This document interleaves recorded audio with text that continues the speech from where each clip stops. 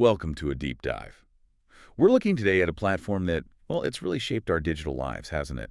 What used to be Twitter, now X. Hmm. Our source material today gives us this really fascinating, uh, very personal account. It's actually titled My Love for X. Yeah. And it highlights what this user sees as its unique strengths, but also, where it needs to grow. It's Mhm. quite a window into one person's experience. It really is. And this deep dive, it's not just about, another social media app. It's more an exploration of how these digital spaces can, well, empower people, Right. how they influence big companies, governments even, and give us these real-time insights. And we're seeing it all through this one user's pretty extensive experience. So our mission then is to kind of unpack what makes X stand out, maybe what challenges it still faces. Exactly. And what lessons we can maybe draw about online communication more broadly, especially, I think, its power to give everyone a voice. That seems key here.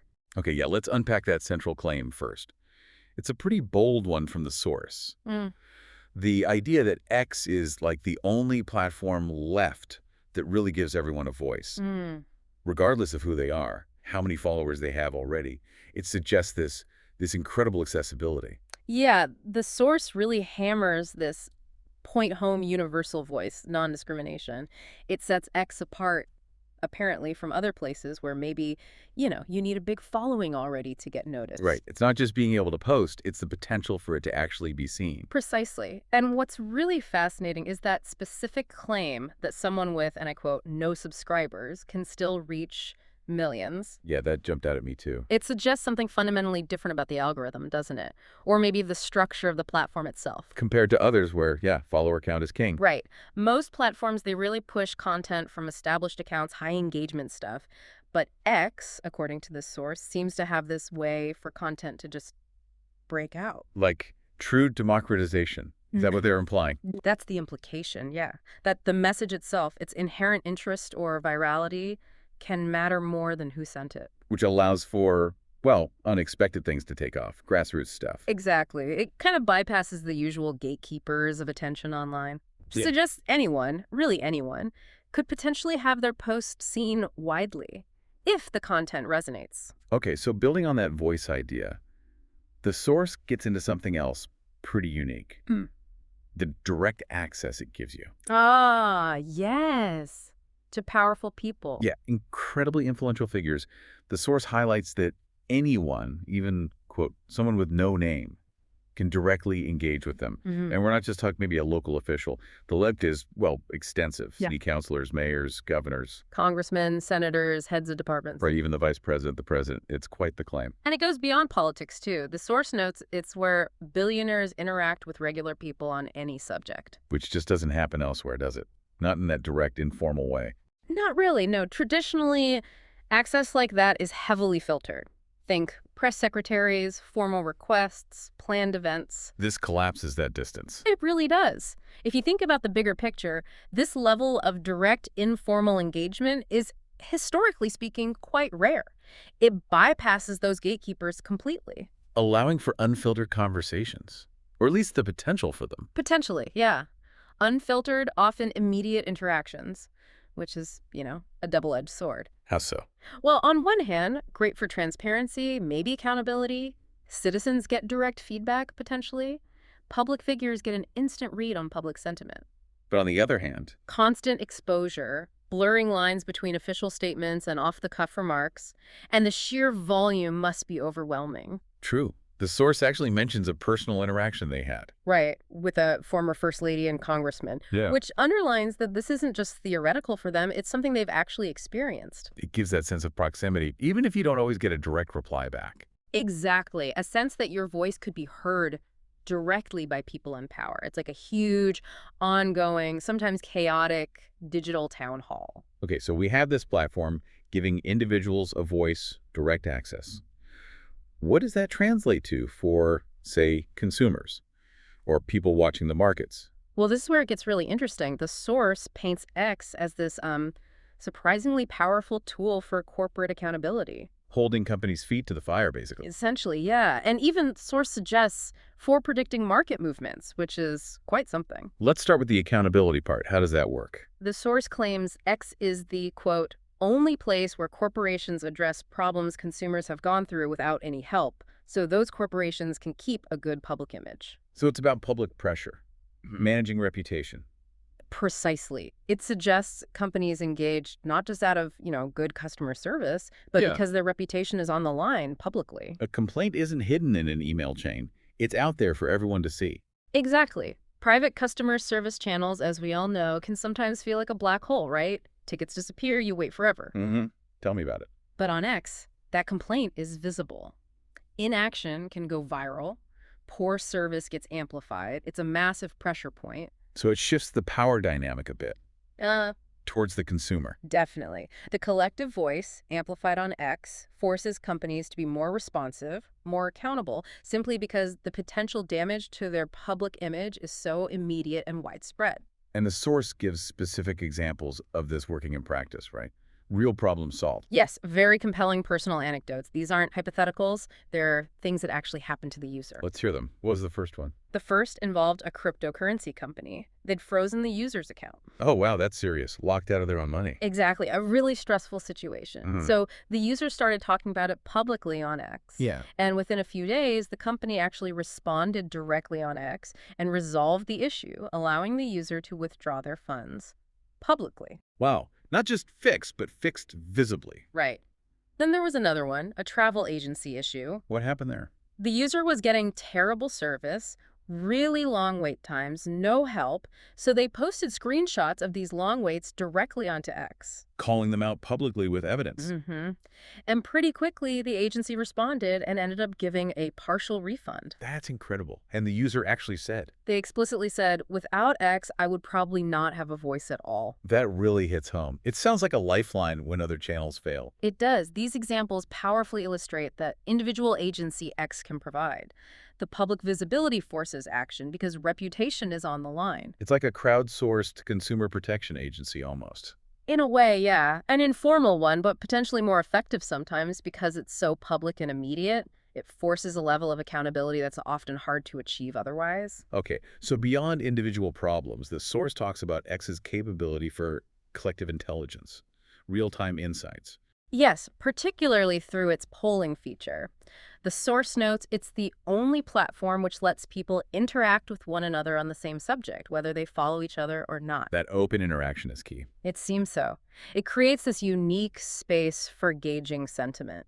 And the polls are used specifically, according to the source, to get a feel for market sentiment. Like for the S&P 500, NASDAQ, specific stocks. Exactly. Tapping into a kind of collective intuition about where things might be heading financially. Almost like a prediction tool. That's how it's presented.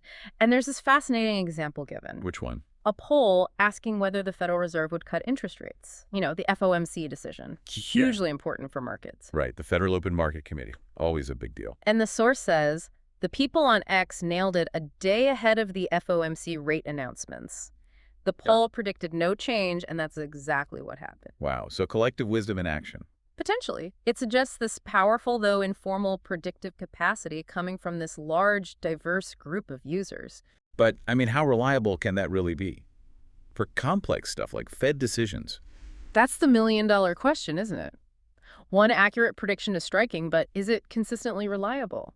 It likely depends on who's voting in the poll, whether there are biases. Sure, but it definitely points to X being a potent way to gauge broad public sentiment, almost like a live distributed focus group. A distributed analytical network, yeah, operating freely and constantly. And this real-time aspect, it's not just for markets, right? It's crucial for breaking news, global events. Absolutely. The source highlights the For You section for seeing what was happening in real time, an immediate pulse on the world. And the ability to create lists.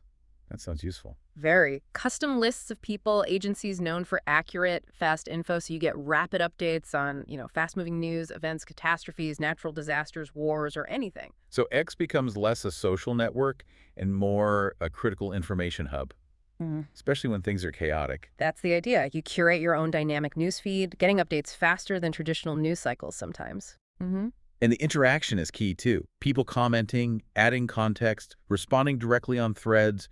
The source mentions Zero Hedge as an example. The financial news outlet. Often quite contrarian. Yes.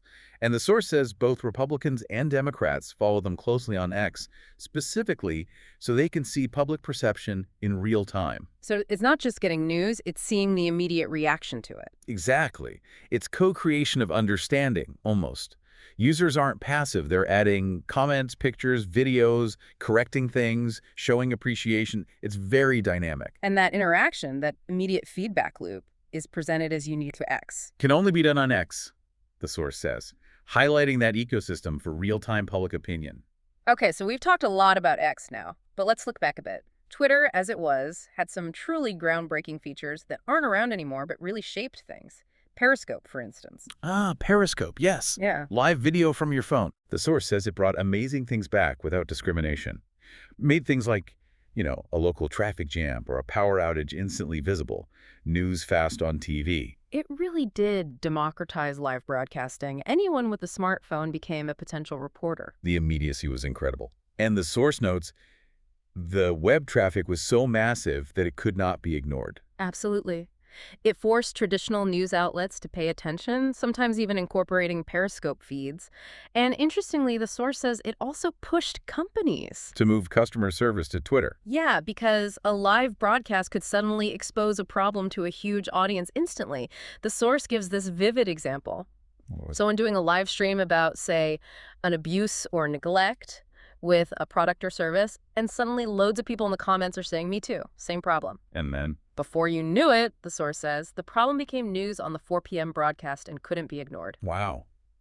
User-generated content directly driving mainstream news and forcing companies to act. Exactly. It was a powerful feedback loop, even though Periscope itself was shut down in, 2021? Yeah, I think so. Costs and declining use, apparently. Right. But the core idea, that immediate mobile live streaming, it absolutely paved the way for the live features we see everywhere now. And there was that incredible anecdote about Periscope and consumer rights exposing data caps. Oh, yes.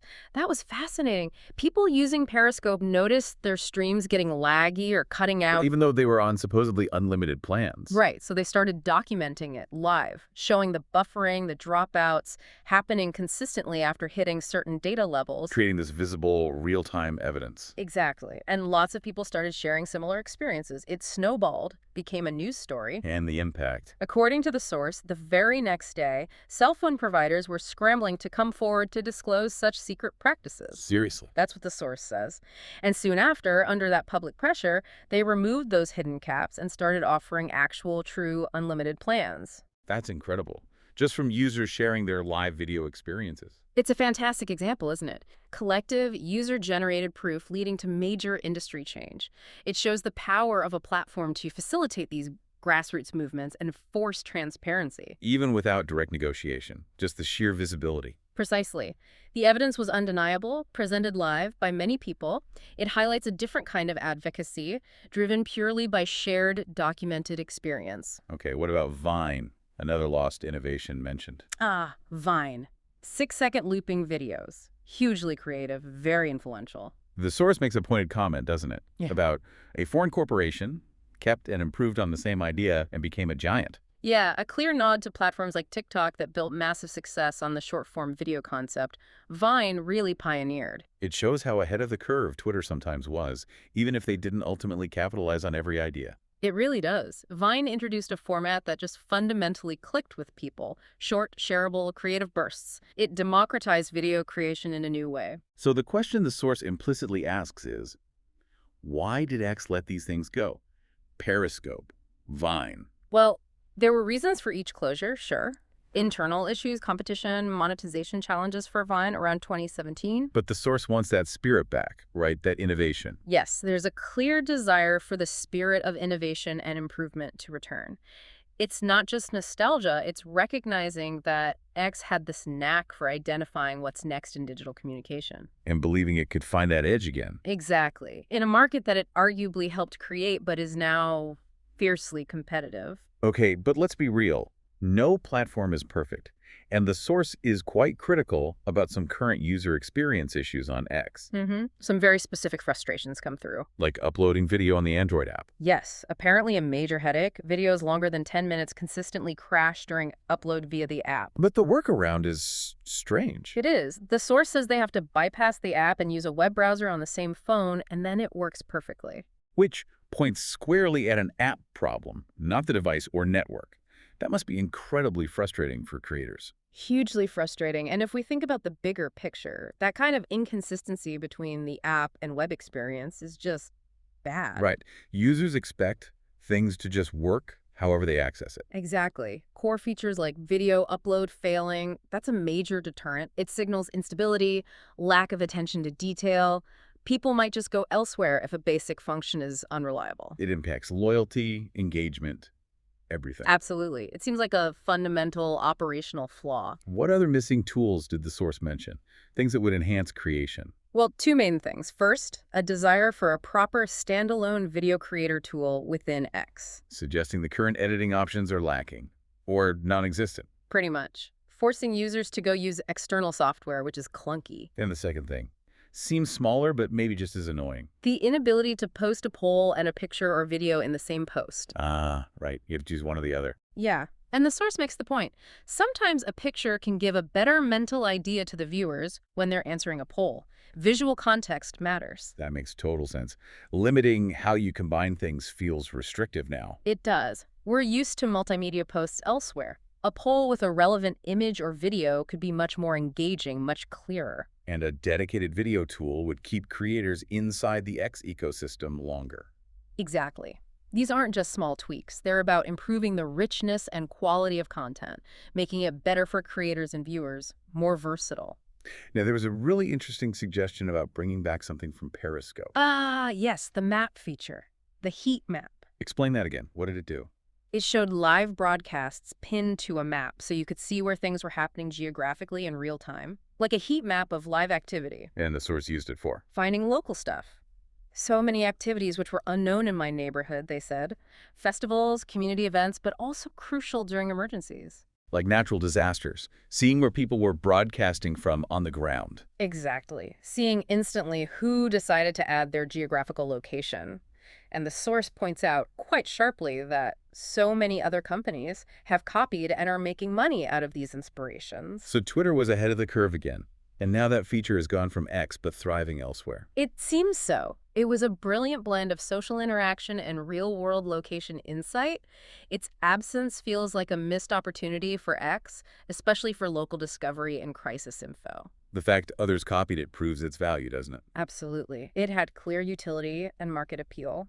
Bringing something like that back could really differentiate X, tying the global conversation back to local realities. Okay, finally, there was a really specific and kind of surprising complaint about ads. Yes, this was quite striking.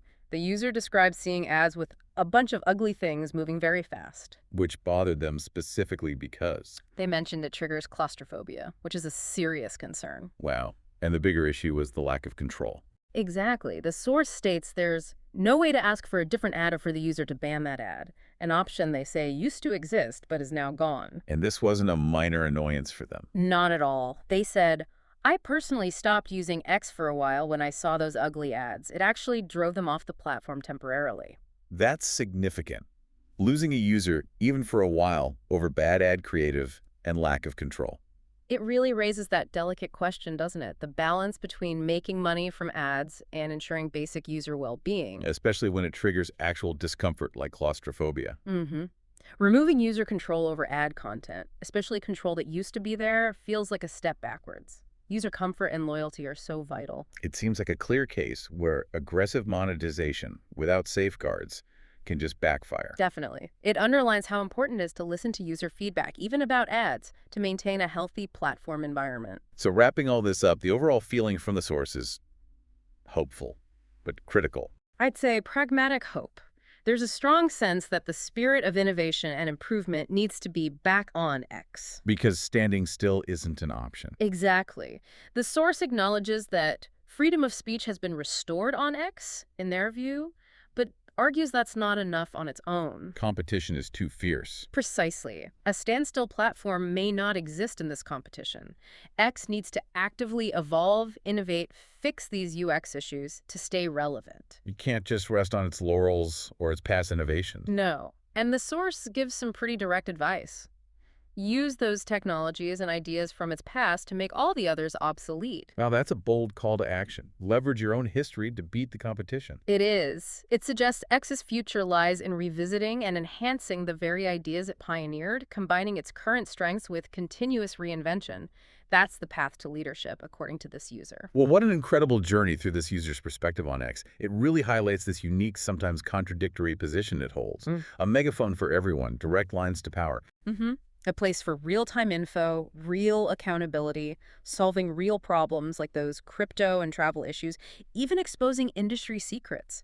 It's played a surprisingly vital role. And yet, those frustrations are real too. The Android video uploads, the missing tools, the ads. And the ghosts of past innovations like Periscope's map or Vine, reminders of opportunities maybe missed but also potential paths forward. This love for X really shows how dynamic these platforms are. Constantly changing, facing new pressures, but always holding that potential to reshape how we connect and how we understand the world. Absolutely. Evolving, challenging, influencing. So maybe something for you, our listeners, to think about as you go about your day. In this noisy digital world, what's the next big shift? What's the next innovation we haven't seen yet? And how might platforms like X, warts and all, continue to empower individual voices in ways we can't even predict right now? A fascinating question to ponder. Indeed. Thank you for joining us for this deep dive.